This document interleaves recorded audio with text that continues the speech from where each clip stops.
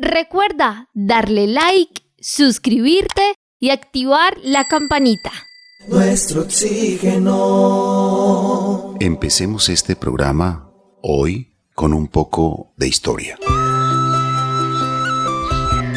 En 1973, el químico mexicano Mario José Molina se unió al grupo de trabajo del profesor Frank Cherron Roland en la Universidad de California, en los Estados Unidos.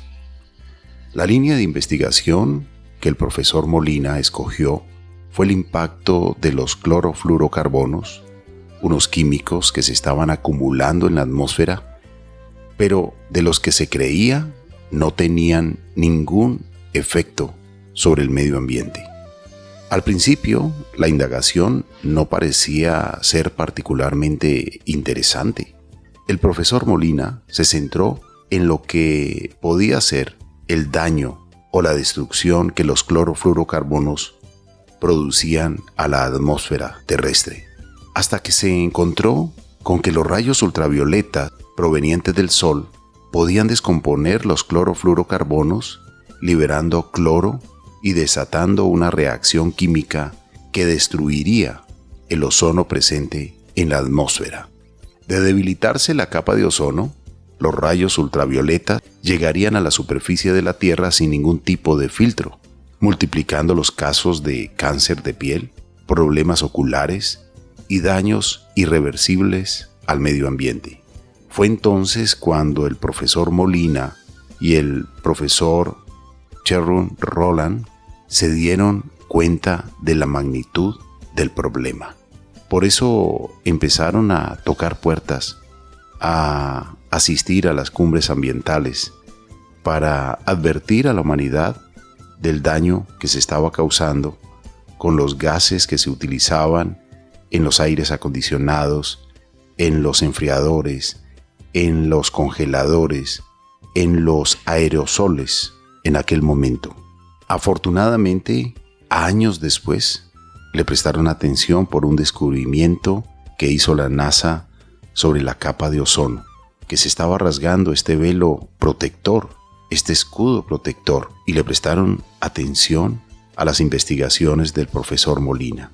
En una de las cumbres ambientales se atendió esta preocupación y se fijaron metas para disminuir en los 12 años siguientes los gases clorofluorocarbonados en los diferentes elementos, artefactos, spray o aerosoles que se utilizaban.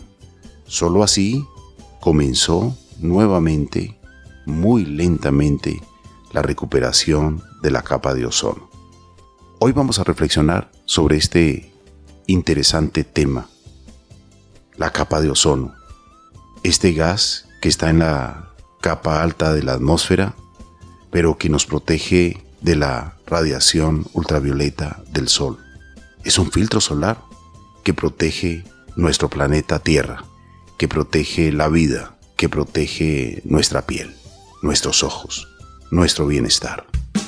Nuestro oxígeno por todo el ar con Carlos Ramírez. Nuestro oxígeno. Le saludamos a usted, amable oyente, en el lugar donde se encuentre. Gracias por escuchar nuestro oxígeno. Y saludamos también y damos la cordial bienvenida a Marian. Carlos Alberto, muchas gracias. Un saludo cordial para usted y para todas las personas que nos escuchan. Gracias por estar muy atentos al programa Nuestro Oxígeno. Y es que la capa de ozono es una franja muy frágil de gas que protege la Tierra de los efectos nocivos de los rayos solares, contribuyendo así a preservar la vida en el planeta. Así que esto es muy importante. Sin embargo, la utilización durante años de ciertos productos químicos, Carlos Alberto y oyentes, la fueron deteriorando, colocando en peligro nuestra propia existencia y la del resto de seres vivos en el planeta. Un esfuerzo internacional conjunto ha permitido la eliminación e incluso la reducción de uso de ciertas sustancias que agotaban la capa de ozono. Este esfuerzo internacional pues es el que usted acaba de comentar, ayudando no solo a proteger la capa de ozono para la generación actual, sino también para las futuras generaciones. Y esto también, por supuesto, pues mejora los resultados de todas las iniciativas que estén dirigidas o encaminadas a afrontar temas de cambio climático. Estos esfuerzos han protegido asimismo la salud humana, los ecosistemas, ya que se trabajó para reducir la radiación ultravioleta del sol que llega a la Tierra, y el Protocolo de Montreal ha sido uno de los acuerdos medioambientales más exitosos hasta este día en el que estamos haciendo este programa. Su aplicación ha llevado a la eliminación de alrededor del 99% de las sustancias que agotan la capa de ozono. Una capa de ozono sana protege la salud de los seres humanos, la salud de las plantas, la salud de los animales, los ecosistemas, pero también la economía. Y no podemos sobrevivir sin la capa de ozono. Así que debemos seguir trabajando fuertemente para protegerla. Y este año la celebración del Día Mundial del Ozono pues tiene como objetivo justo eso, resaltar los beneficios de este protocolo en el que se trabajó con un esfuerzo conjunto y que también el profesor, el doctor Mario José Molina, pues tuvo, Carlos Alberto, un gran protagonismo porque fue gracias a él. Y él también estuvo aquí en el programa Nuestro Oxígeno. Usted tuvo el privilegio, Carlos Alberto, de invitarlo cuando esto pues era una noticia para la humanidad. Marian, la generosidad del profesor Molina con este programa nos permitió entrevistarle.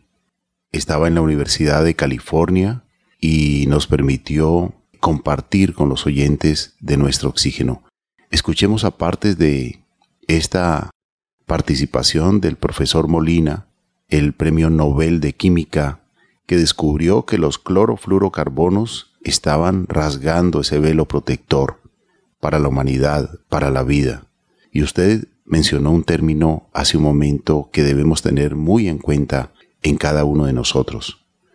Una capa de ozono sana, por la salud, por la vida. Pues sí, los estudios que hice que llevaron al premio Nobel los hice aquí en el estado de California, en Estados Unidos, empezando en los años 70, y estaban relacionados con un problema ambiental.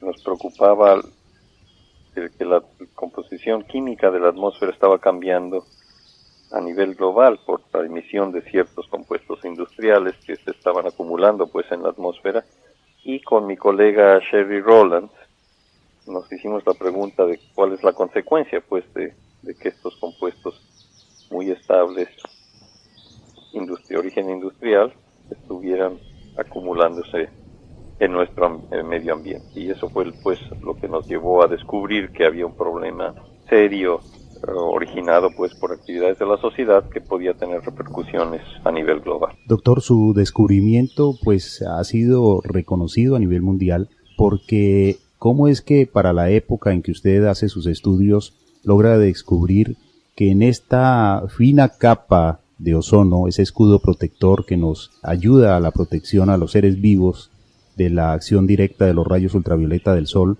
pues es lastimada o es dañada por unos gases que en ese momento pues estaban de moda? ¿Cómo fue esa experiencia, doctor? Sí, esa experiencia fue realmente un poco sorprendente, porque estos gases, estos compuestos químicos, no son de origen natural, pero se inventaron para sustituir a compuestos muy tóxicos que se usaban como refrigerantes pues hacia principios del siglo pasado, y después tuvieron un auge económico muy fuerte porque también se empezaron a usar como propelentes en latas de aerosol.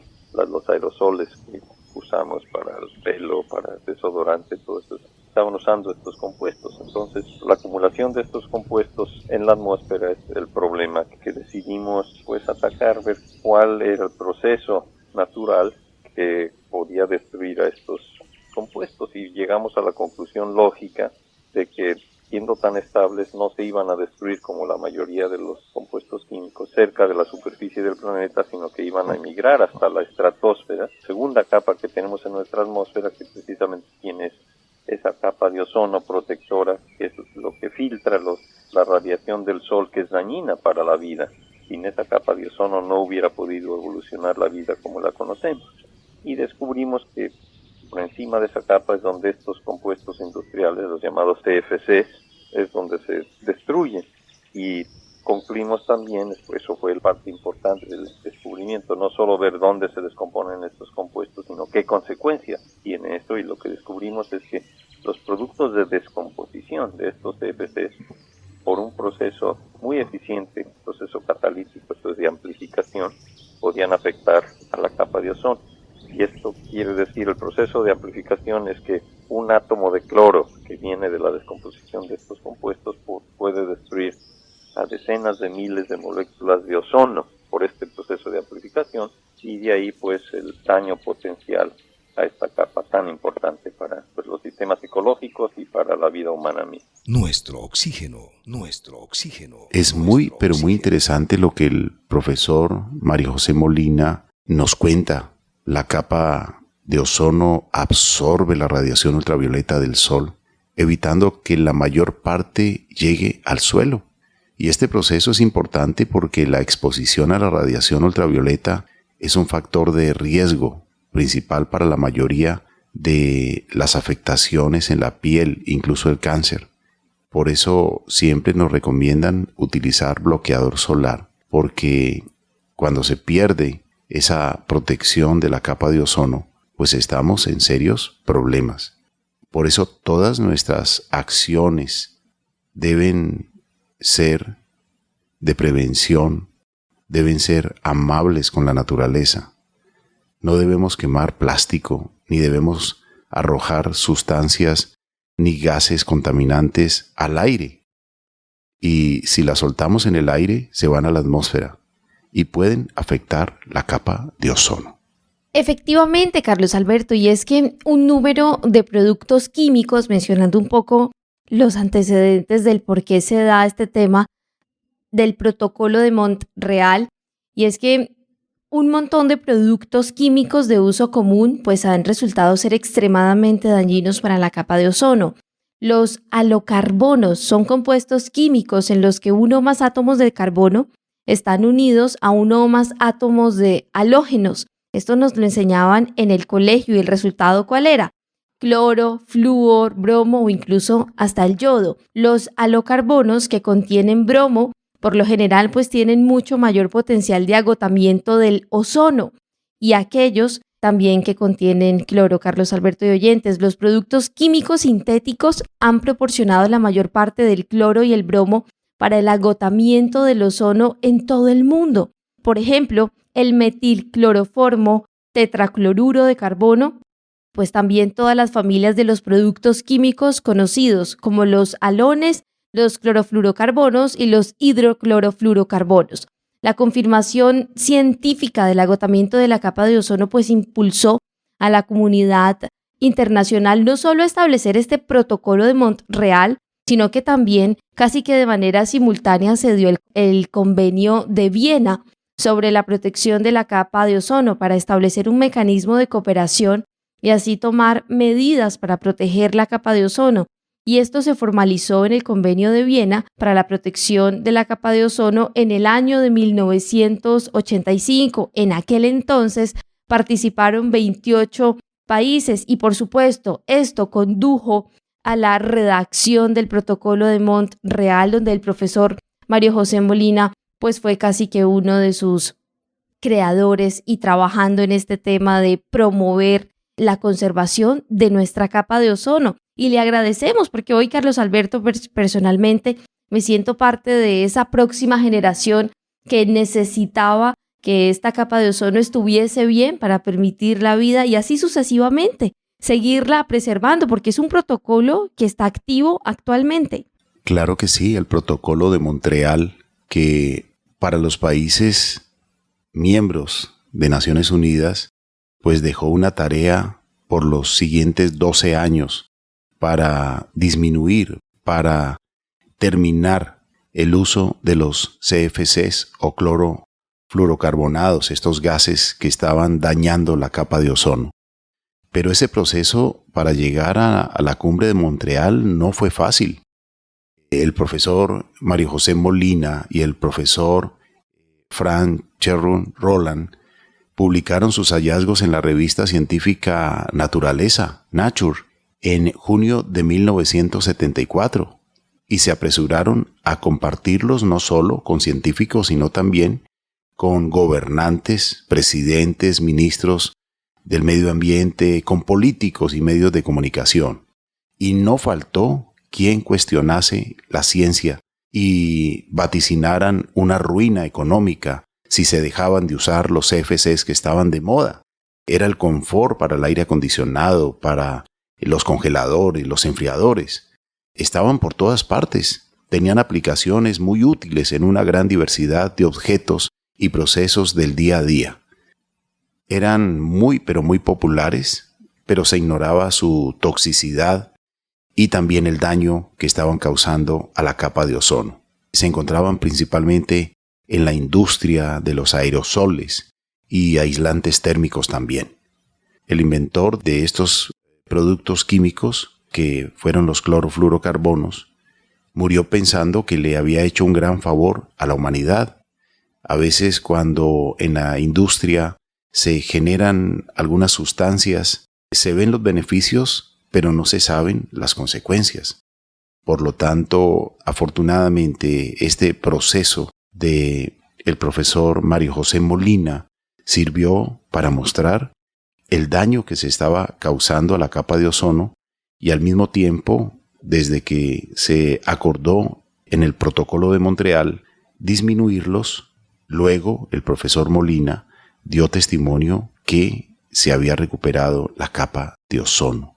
Y esto pues evitaba cánceres en piel, evitó también cataratas y problemas en los ojos y consecuencias no solamente en los seres humanos, sino en la vida en general, la vida de las plantas, de las especies vegetales, la vida de los seres silvestres, porque la capa de ozono nos protege a todos. El premio Nobel, el doctor Mario José Molina, mexicano, quien estuvo en este programa también y nos reflexionó lo siguiente. Pues sí, efectivamente tenemos problemas muy serios. Es otro problema con el que con el que estoy trabajando, tanto desde México como aquí en Estados Unidos, es el problema global, que es el del cambio climático, el llamado efecto invernadero.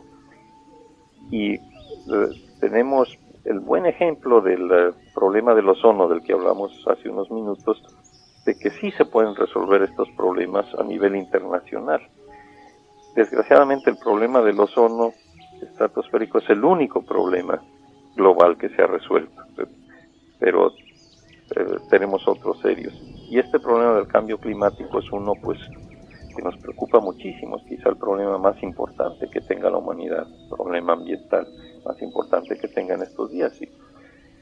Y resumiendo, pues la consecuencia de usar combustibles fósiles, productos derivados del petróleo como gasolina y diésel, lleva a la acumulación de dióxido de carbono y otros gases en nuestra atmósfera que están cambiando el clima, y las consecuencias pueden ser pues enormes, como hemos visto el año pasado con todos los huracanes que hubo, sobre todo en el hemisferio norte.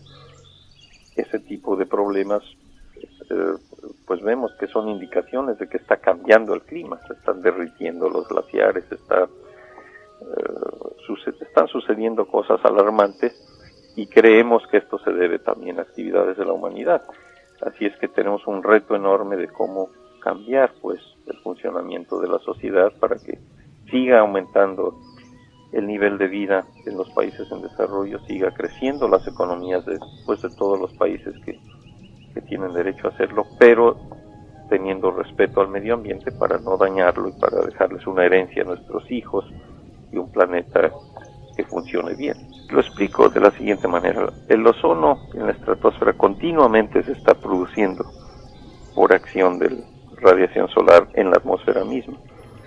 Y lo que pasa es que al emitir estos gases, los CFCs, aceleramos su destrucción, pero si sucede que ya no se emiten estos gases, la capa de ozono se recupera.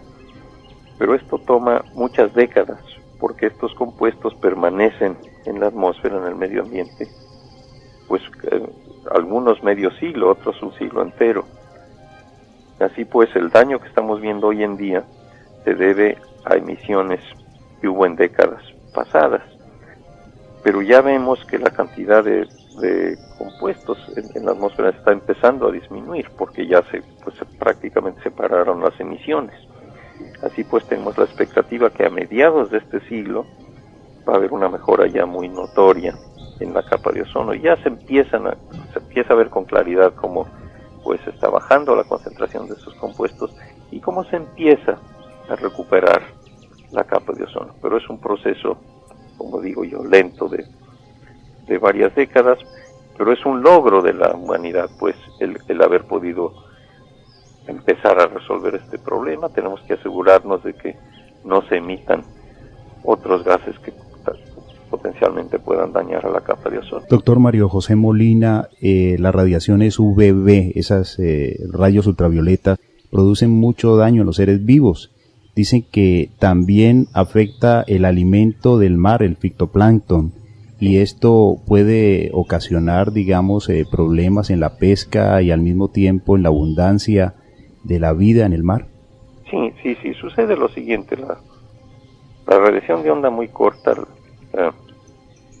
esa se elimina por completo con la capa de ozono, pero es la llamada UVB la que el ozono solo filtra parcialmente, y cuando se adelgaza la capa de ozono pues penetra más ese tipo de radiación.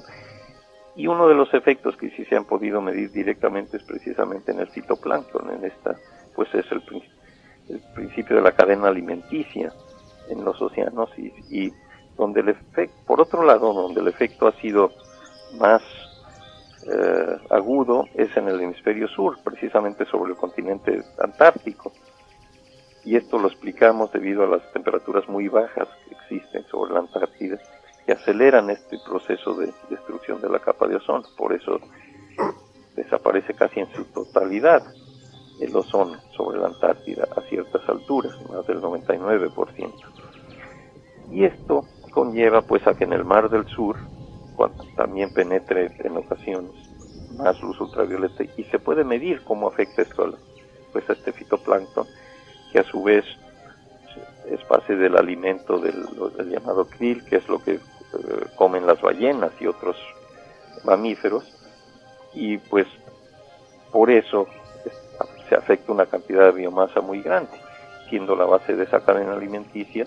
Pues la preocupación es que se afecten sistemas ecológicos en gran escala. Es uno de los problemas pues importantes y de los pocos que podemos medir directamente, porque los sistemas ecológicos son tan complicados que muchas veces están cambiando y no puede uno atribuir causa-efecto con claridad, pero en este caso con el fitoplancton sí se ha podido atribuir directamente al adelgazamiento de la capa de ozono. El día de la capa de ozono, el día de reflexionar sobre lo que debemos hacer y debemos seguir haciendo para cuidar este escudo protector que nos protege de los dañinos rayos ultravioleta del sol, los más fuertes, pues realmente debemos recordar con mucho aprecio al profesor Mario José Molina y el profesor Cherry Rowland, pues tocaron puertas en los diferentes protocolos hasta que en el protocolo de Montreal se logró plantear una solución que hoy nos beneficia a toda la humanidad. Un homenaje, como usted bien lo dice, Marian, al profesor Mario José Molina y todo su equipo interdisciplinario. Así es, Carlos Alberto, y es que cuando uno va a la investigación y se encuentra con la aplicación de este interesante protocolo de Montreal, pues uno se da cuenta que ha progresado muy bien en todos los países desarrollados y también en vías de desarrollo. Todos los calendarios de eliminación se han respetado en la mayoría de casos, algunos incluso antes de lo previsto. Y en vista del progreso constante realizado en el marco del protocolo, fíjese que por allá en el año 2003, el ex secretario general Kofi Annan de la ONU mencionó, abro comillas, tal vez el acuerdo internacional más exitoso ha sido y será el protocolo de Montreal, cierro comillas. Y es que toda la atención, Carlos Alberto y oyentes, se centró inicialmente en todos esos productos químicos con mayor potencial de agotamiento del ozono. El calendario de eliminación, fíjense esto, de los clorofluorocarbonos se creó en 1992 para los países desarrollados y países en desarrollo. Y fíjense que aunque hubo una congelación por allá en el año 2015, la eliminación completa se proyectó para el año 2030 en los países desarrollados y 2040 en los países en vías de desarrollo. Qué importante, porque esto fue una ratificación universal de que necesitábamos un cambio. ¿Cuáles pueden ser esas consecuencias de la destrucción de la capa de ozono? Primero, con la luz solar, pues nos llega la radiación ultravioleta procedente del sol. Es una radiación con energía suficiente como para interferir en ciertos enlaces de moléculas provocando cambios. Algunas de estas moléculas pues son impredecibles para la vida, por ejemplo, el ADN. Así que por lo tanto, los cambios producidos en la radiación ultravioleta pueden provocar grandes daños en estas moléculas y pues el ozono tiene una gran capacidad de absorber esta radiación y la capa de ozono actúa como un escudo que nos protege de ella. De allí la importancia, Carlos Alberto, de mantener saludable la capa de ozono, pues de otro modo sus consecuencias las vamos a notar en todos los sentidos. Aumento de cánceres, usted lo mencionaba, en la vegetación puede disminuir la fotosíntesis, el crecimiento y hasta la producción. Los ecosistemas marinos se afectan hasta los 5 metros de profundidad y disminuye la fotosíntesis del fitoplancton, que como lo hemos mencionado aquí en el programa Nuestro Oxígeno, casi que es la base de la cadena alimenticia. Por afanes no vemos tanta belleza, no, por afanes nos olvidamos de sembrar. Hoy la invitación entonces es para que sigamos siendo responsables. Tenemos una responsabilidad colectiva con nuestra atmósfera, con nuestro aire, con todas las capas de la atmósfera, con todos los gases que nos permiten la protección y la respiración, el aire, el oxígeno, el nitrógeno, que se mantengan en el equilibrio que permite la vida. Marian, muchas gracias también a usted. Carlos Alberto, gracias a usted, a todas las personas que nos escuchan, gracias por habernos acompañado hoy a celebrar a través de la radio el protocolo de Montreal, el Día Internacional de la Preservación de la Capa de Ozono. Recordemos que cuidar el entorno, cuidar el ambiente, es cuidar también la atmósfera, cuidar el escudo protector, la capa de ozono. Respetar la naturaleza siempre será respetar la vida, no solamente de nosotros, sino también de todas las criaturas que hay en el planeta, en las futuras generaciones.